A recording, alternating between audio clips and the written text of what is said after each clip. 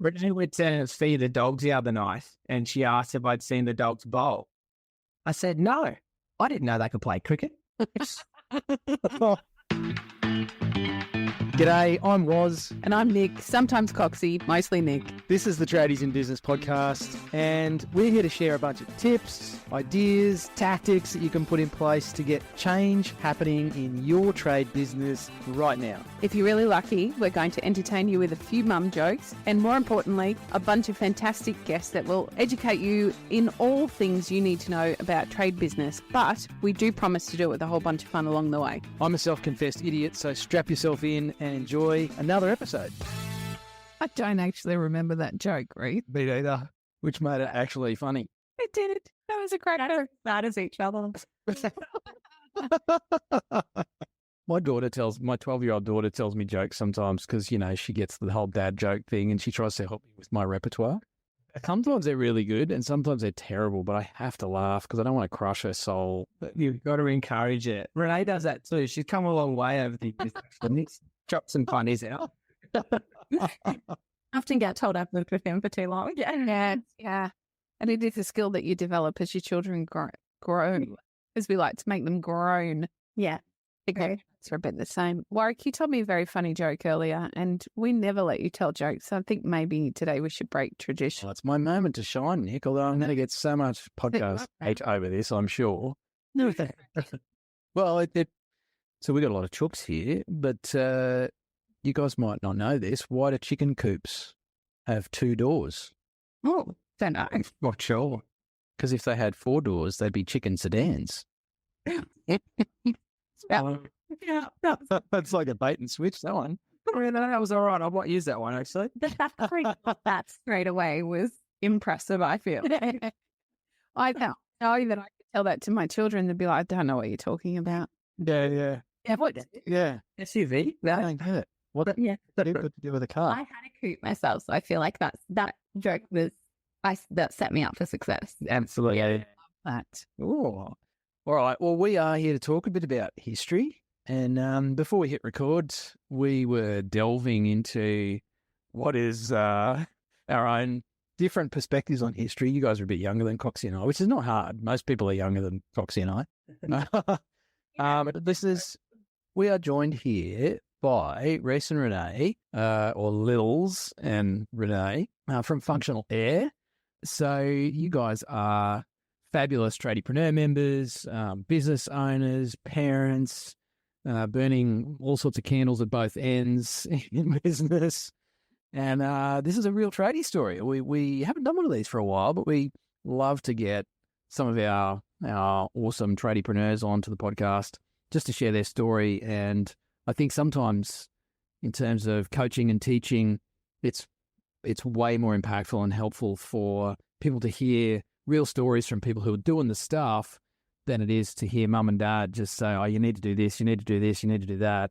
But when someone else is actually doing it, it's like, oh, yeah, that makes sense. So welcome to the podcast, guys. Yeah. Thanks, guys. We're a pleasure to be here. And I think that's a first. We've had a guest open the show with a joke. Second, we did one earlier this week that I think dropped today. I feel good to be part of the crew. You've been inducted. I think it goes with the tradiepreneur cred. You need to be able to bust out a mum joke or a dad joke at some point so that, mix it with the crew. Yeah. Funds and plenty. They're definitely encouraged in the community. I wanted to highlight that I think there's an added benefit today for you, Rhys and Renee, and that is it's a little bit like putting together an awards submission. It's not often that we stop and we think and look back over where we've come from. And my hope is whenever we have any of our guests on, they have the opportunity to look over their own journey as we talk through it today.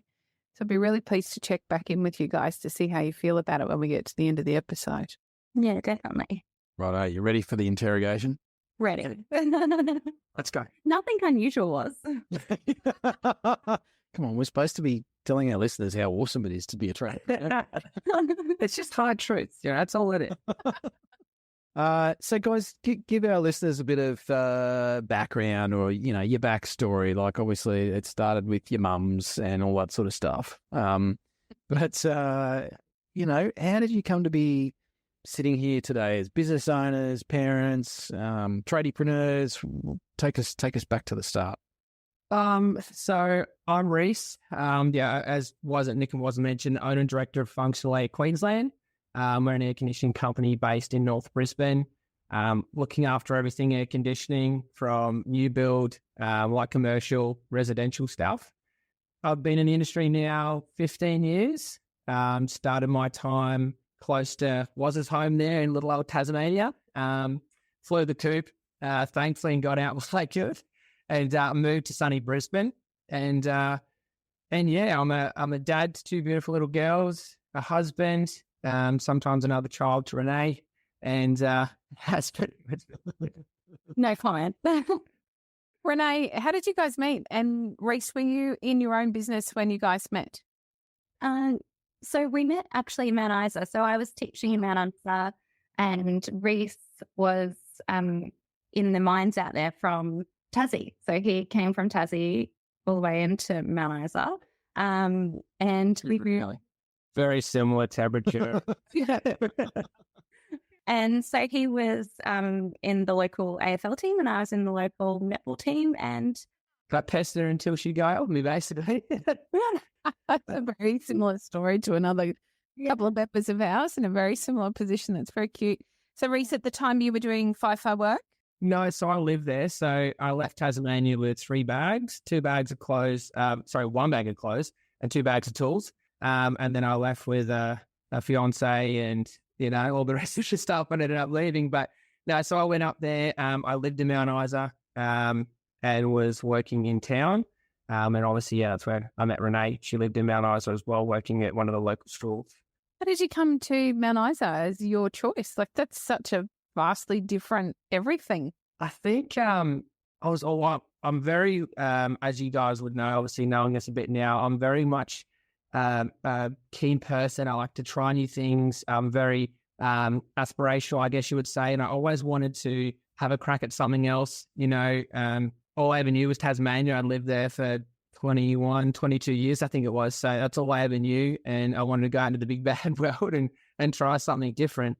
I worked with a colleague in Tasmania who then moved to Mount Isa. And he mentioned that they might be looking for some tradies up there. So it's kind of the way it's all worked out. I definitely didn't go there thinking that I would meet the love of my life. I thought there might be some older minor gentlemen there, and that was all it was going to be there. So, it was much to my surprise. That's where I obviously met Renee. That's very diplomatic, Rhys. I love it. Renee, how on earth did you come to be a Mount Isa?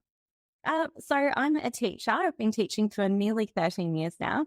And back when I first finished my degree, you had to essentially go out and placement.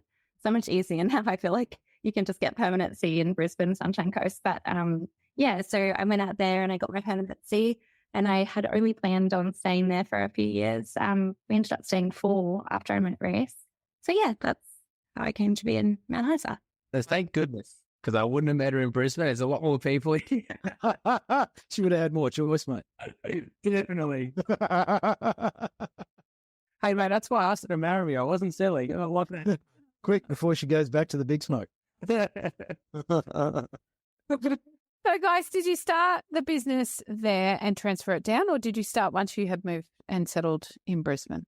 Yeah, so business was something that I always toyed, I always had in my mind. My parents were business owners. Renee's parents were actually business owners as well. So we have had experience, with family members and stuff like that being in business. It's something that I always considered.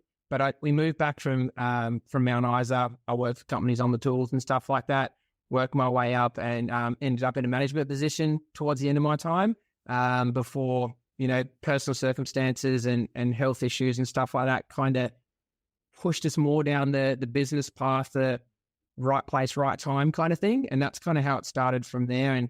And it's snowballed into what it is today, really. It's been a pretty quick transition, really, hasn't it? I guess you'd say. I think in 2021, we had a 1-year-old. I had a recent heart condition, and then we just made the decision that we were going to need more flexibility in our lives. We started a business to have more time. But yeah, we thought, we need the flexibility, and Rhys has always kind of wanted to do this. Why not now? We may as well do it now. Life's too short. It is. You're absolutely right. So it has been a pretty rapid transition from where you started to where you are now. So maybe you could give us a bit of an overview of where you're at now, and then we can go back to the beginning and talk about that transition. What does business look like for you guys today? So we started in 21. So nearly 3 years in business now. We've got 7 staff. We've got 3 subcontractors on our books as well. We're always looking for more staff. It's growing. We've got great client base. We've got different sectors of the business in different, sectors of the industry, through the new build to the real estate, residential stuff. Yeah, I'm predominantly in the office now. However, with the labour shortages and stuff like that are in Queensland and probably Australia, really having to be more on the tills is kind of where we're at the moment. And then obviously with Renee teaching part-time and being in the business as much as she can, as well as mum life and house life and all the things that I have no idea about as well. Thanks for being honest, Rhys. Yeah, I love it. Renee, do you feel like you guys have that flexibility that you were looking for 3 years ago? Yeah, I do. Not, I guess the dream flexibility, what you imagine, but I also didn't expect that to happen after 3 years. I knew we'll start it now.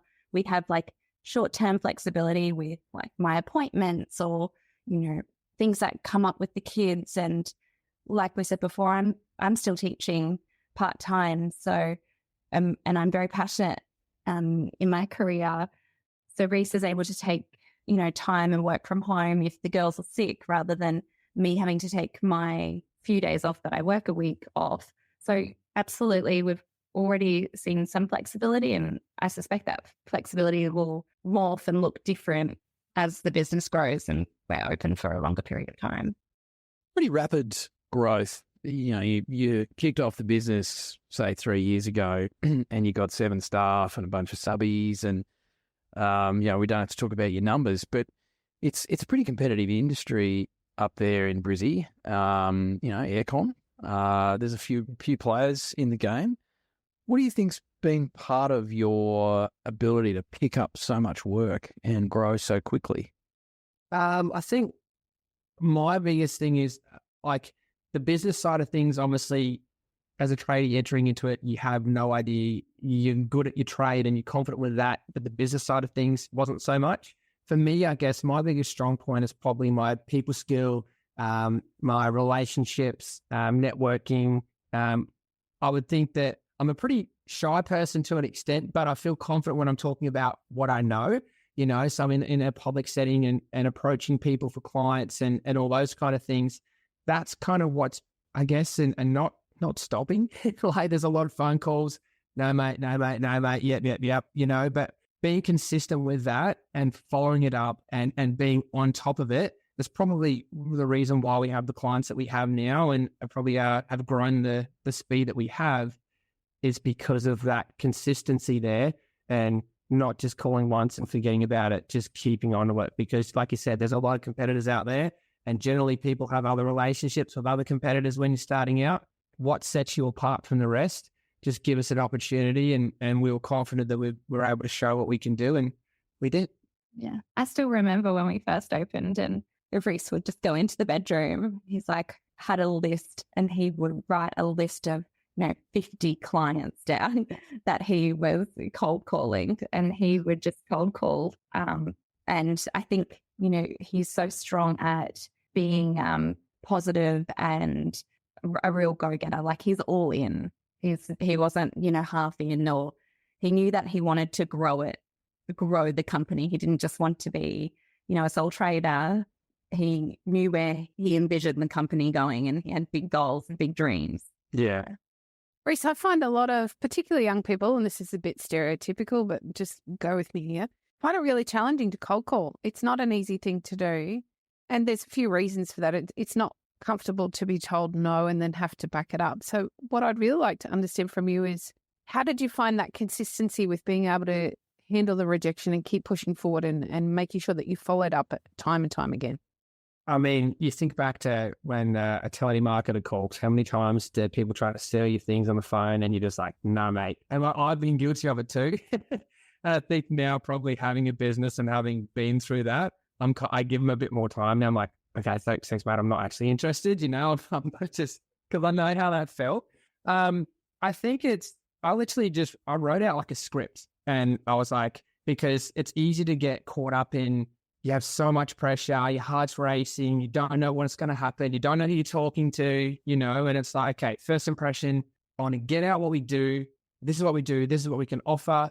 So I wrote out a bit of a script just on a piece of paper. I had, like Renee said, paper everywhere, and just consistency. So then I'd write a list and say, okay, I followed up with that person, then I emailed that person, and I would just have a bit literally written out on a piece of paper. I've emailed them, I've called them. They said call back on this time because this person would be back in there, and I would hold them accountable, and I would call back and say, and it got to the point where I guess a few of them could see what we could do and wanted to give me an opportunity, and I would always push for a meeting. All right, I'll be in there. I'm going to bring some coffees in. Let's sit down and have a chat.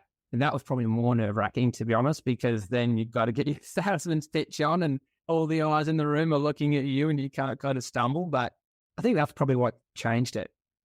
So what was the motivation for you then in terms of, facing those challenges that clearly, even though it sounds like it was a breeze for you, you've language that it was obviously challenging at times. So what was the motivation that kept you going through all of that? I was all in. Like, this is like Renee said, I've always been 100% committed.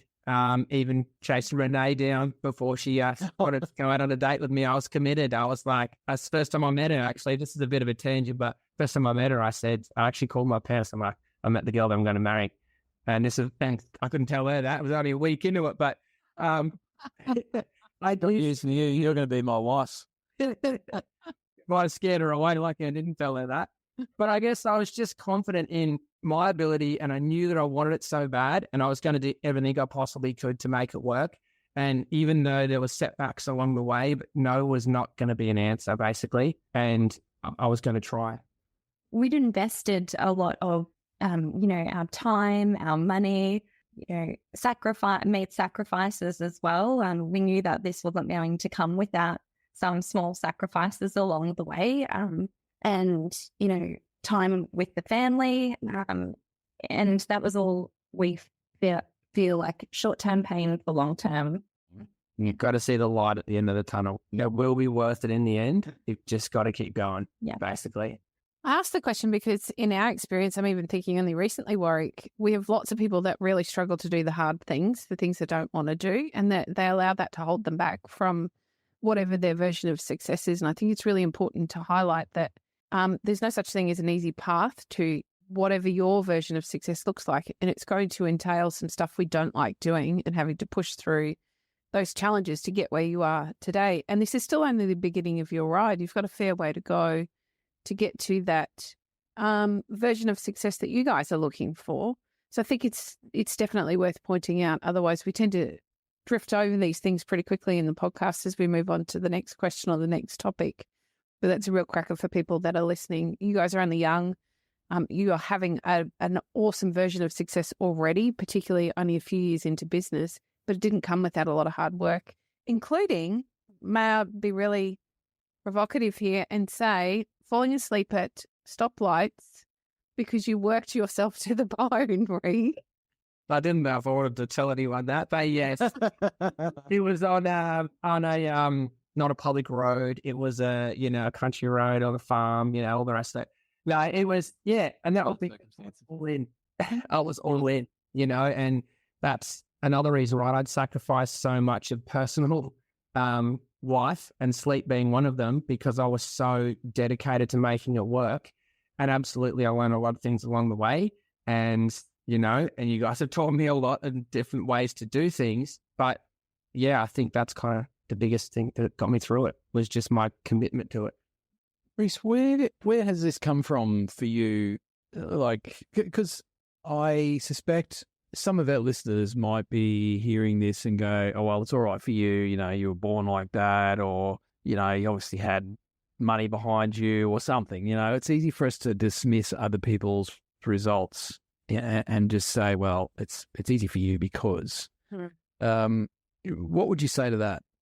I think, I think work ethic is something that, and especially being a business owner and having staff and employees and stuff like that, you think about work ethic. I think for me, my biggest attribute probably was my work ethic, and whether that come from learned behaviors from my parents and seeing them work so hard and raised the right way, I guess you would say, with focusing on having a good work ethic, showing up, putting the time in.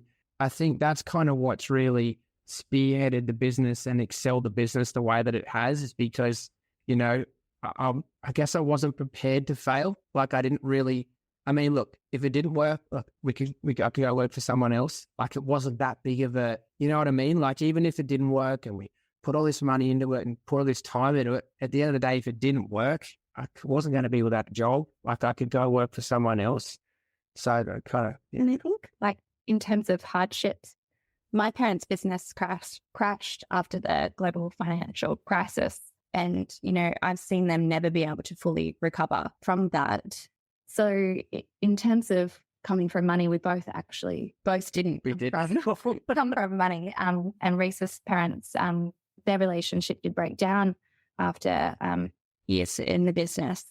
So I guess for us, we use that as part of our motivation as well. Yeah. The hardships, you mean? Yeah. Yeah, to like try and learn from that and, do things differently or, to what others have probably done previously. And there's a lot of fear in that too, though, right?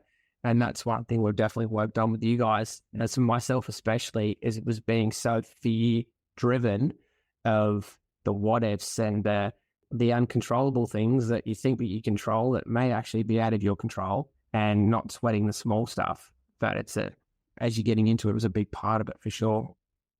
You mentioned working with us and obviously we've said you guys are clients of ours. I am always fascinated to understand people's choice to come to us and work with us as coaches and mentors, because it's not easy to allow someone to scrutinize what you're doing and also to trust somebody else's advice. I mean, you guys didn't know us from a bar of soap, and to be honest, we've gotten to know you reasonably well, but it's just such a tiny snippet of who you are, and you guys have such a tiny idea of who we are. And I hope that continues to develop, and we are part of your journey for as long as possible. But what went through your minds, and I guess what were some of the leaps you had to make to go, yeah, let's let someone tell us how to do things? I think for us, when we actually, I don't know if you guys remember, we had a chat before we actually came on board to coaching, and we felt like you were both so genuine and really like our type of people, I guess you would say, and we really loved you guys. But at the time when we were starting out and we felt overwhelmed with how we were spending our money and those types of things, I guess for us, that was probably not the right choice in hindsight. But at the time, we thought, this isn't the right move for us right now. We're just going to wait. And then we came back not long after. It might have been 6 months or so, 8 months, I think. Yeah. And, we were like, no, we really hope that we can still be part of the team. Please take us in. Cap in hand. Please, can we join you? Sail between the legs. Don't forget about it. But what happened during that 6 months, guys, or 8 months, or whatever it was? Like, what changed?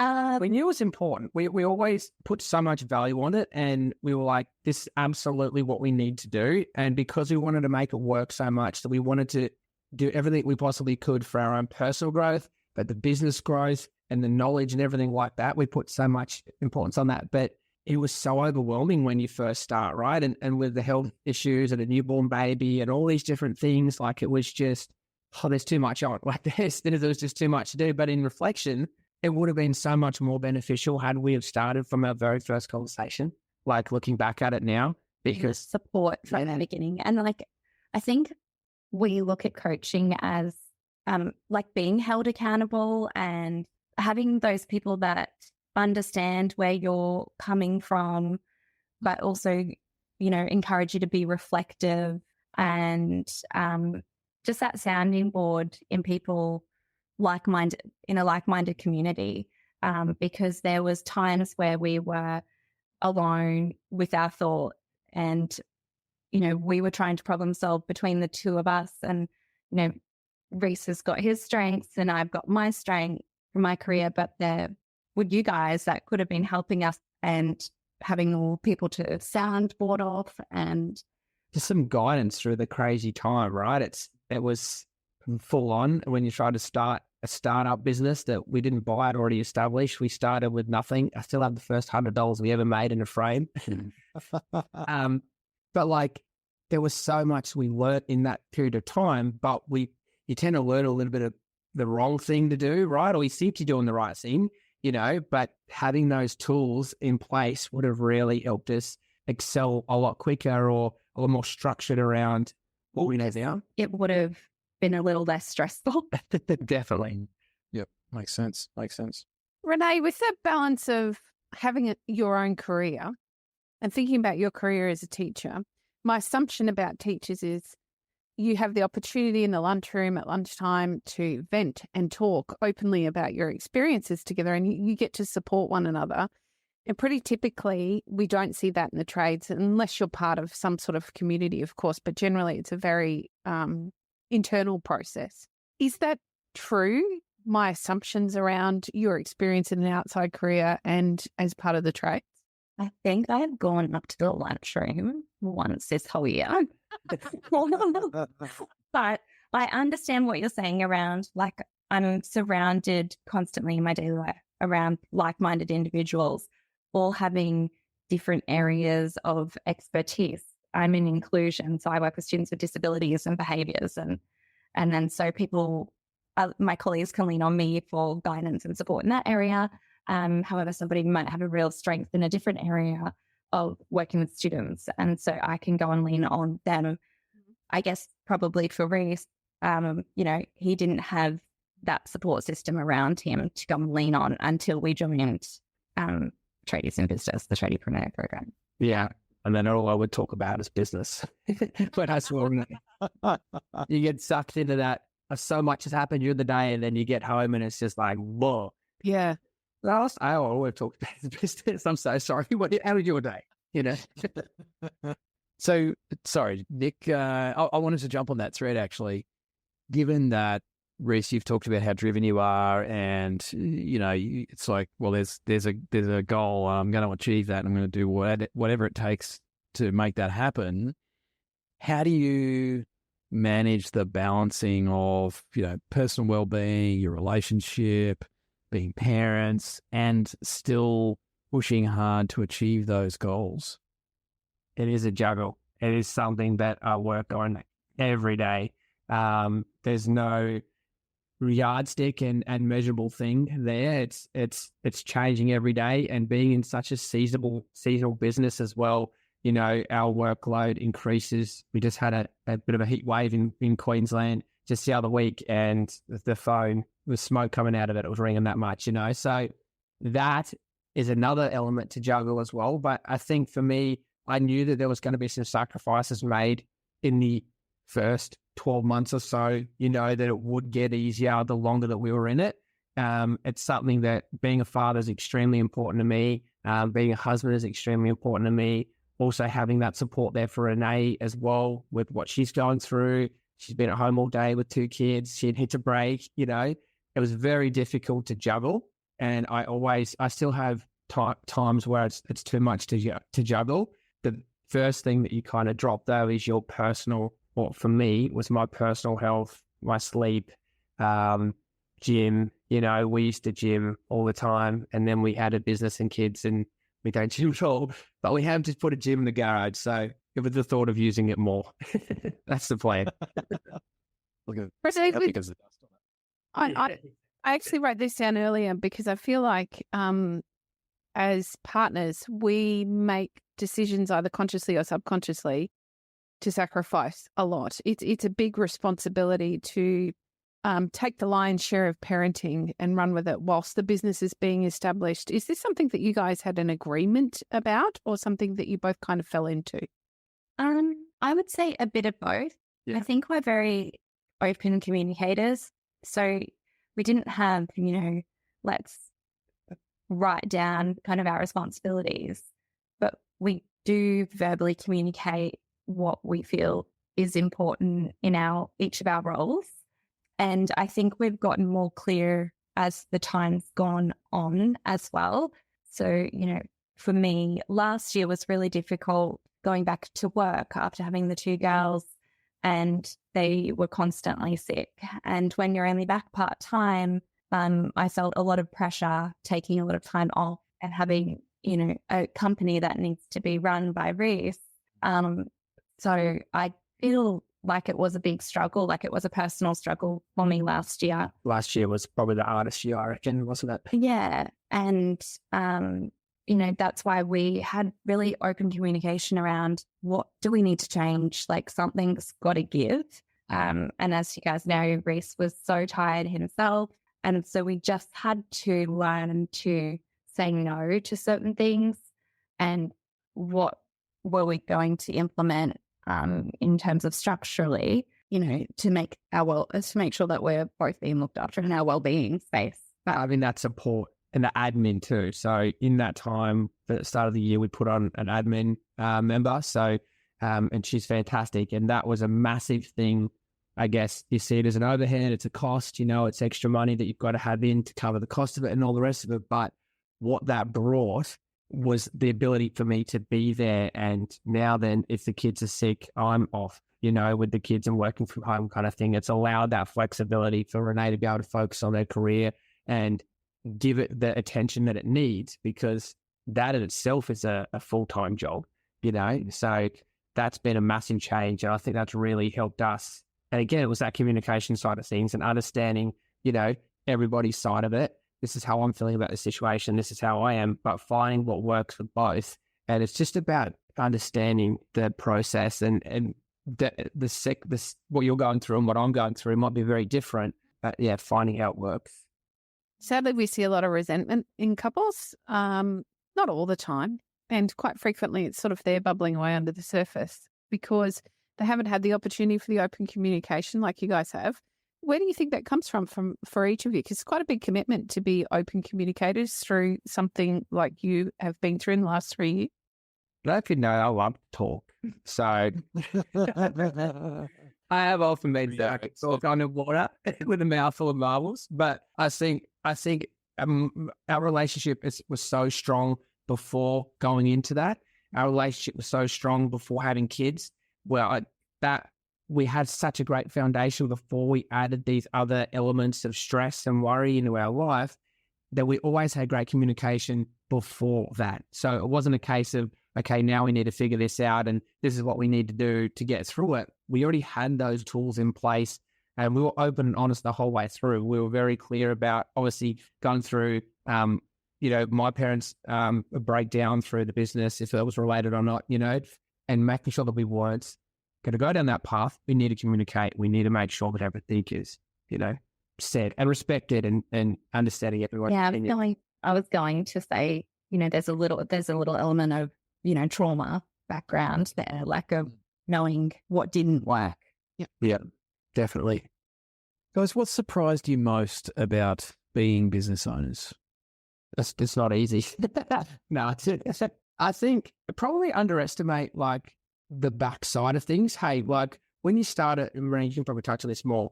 Ryan always says, like when you start a business, it'd be good if there was like a checklist, cheat sheet, a manual. We feel like business for dummies, what I mean? I just remember thinking, and I'm like a very detail oriented person, so I wanted to help Rhys. Like he has his strengths. He's such a good quality tradie and, a great client relations manager, I suppose. And, probably my strength is like the detail oriented side of things. So I had to do so much research. And I think this is where most of my fatigue came from around, you need ASIC, registration, and you need public liability insurance, and you need contracts for employees and terms and conditions, and you need to register for GST. I didn't know you needed to do that, and and you need workers' compensation. And I was just like, oh my goodness, and it just felt so overwhelming. And I think I was really surprised at every little detail that was involved in the background. And we often talk about if we had just joined Tradiepreneur and a community at least sooner, or had coaches sooner, then those things wouldn't have felt so overwhelming, because you ask those questions. Yeah. Whereas we were trying to do it on our own. And, like they say, it takes a village to raise like a child, but like our business is another child. Yeah.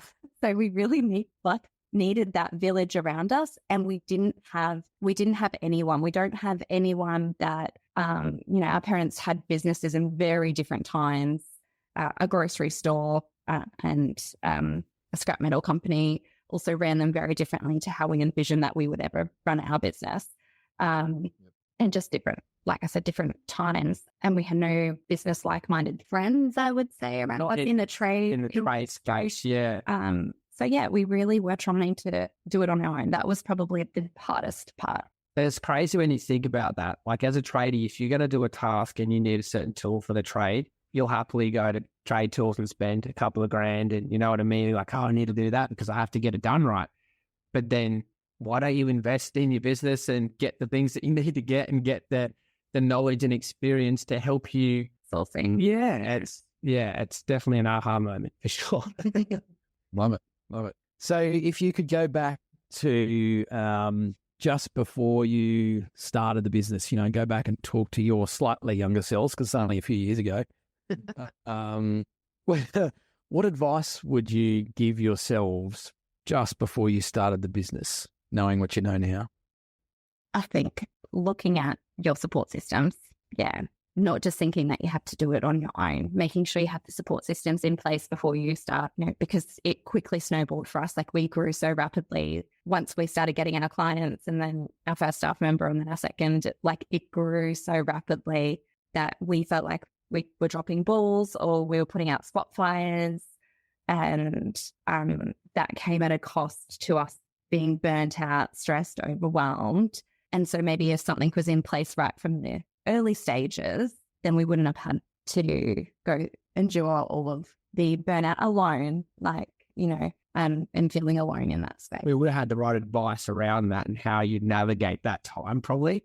It's, I think that was the biggest thing is just the processes side of things. So there's so much more that you don't know. As a tradie, you're good with your hands, you're on the tools. For me, obviously, I'd come from a management position, but prior to that, the last time I was on the computer was MSN, so trying to it might date me a little bit there. But trying to learn the processes and even just professional emails and how you structure a quote and what that looks like and all these different things. It's really about, and like, I'm very much a person, I've always been a really big process person and making sure the process correctly and detail orientated and stuff like that. And that would have saved so much headache, get the right advice straight away, do it the right way from the get-go. Don't learn bad habits, and then try to fix it, basically. Prevent rather than react. Yeah. Great advice. I've said a few times over the years, you can prevent it now or fix it later. And most people choose to fix stuff later, and that gets expensive and frustrating. Prevention's not very sexy, but it is a lot cheaper in the long run. Definitely. Great advice for yourselves, guys. What excites you most about the future now that you have put all this stuff in place? Obviously, you're part of the Tradiepreneur program. What excites you most about the future? I think for me, I've still got a lot of goals and plans for the business and where we would kind of see it moving forward. I'm excited for the future because it is unknown. There's some positive things coming up next year. We've got some really big projects landing. So I'm looking forward to that. And that's another element of the business. So really looking forward to that. Looking forward to finding some more legends to join our team. We've got such a great crew, and continuing to maintain our awesome culture, and adding more staff to that. I'm really excited for that. I'm excited for the conference, actually. So that'll be, let's take forward to that. And a good little plug. Yeah. How about you, Renee? I think, like, obviously I'm excited for the business to grow, but I'm also excited to use the business as, our little nest egg and like leverage. As a vessel to achieve what we want to achieve personally and long term and stuff like that. Looking forward to retiring as well, probably. Thanks, boys. Okay. Guys. Well, it's been an absolute pleasure to speak to you both. You have had a very rapid rise to your current level, and it's always a privilege to be a part of our clients' journeys. To be on the team, as I guess we talk about, is something that I know brings me a lot of fulfillment. I think I can speak for Coxie as well in that sense. So well done. Well done on seeking outside guidance, I suppose. It can be a challenging thing to do, especially for blokes. And we're excited about, conference, of course, but we're excited about, what you guys do over the next few years. So thanks for being here, Rhys and Renee. Yeah, Nick and was. Thanks for having us. Pleasure. Absolute pleasure.